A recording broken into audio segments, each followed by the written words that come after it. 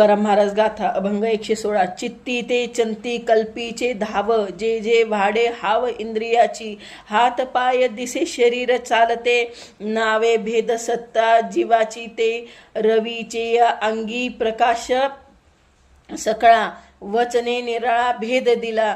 तुका म्हणे पाप वचनाच्या अंगी, सौख्य काय रंगी निवडावे अर्थ. चित्ताने देवाची केलेली कल्पना, तेच देवाचे चिंतन होय. जशी इंद्रिय देवाविषयी धाव वाढते, तसे ईश्वर चिंतन वाढते. हात पाय हलवत चालवत शरीर कर्म करते.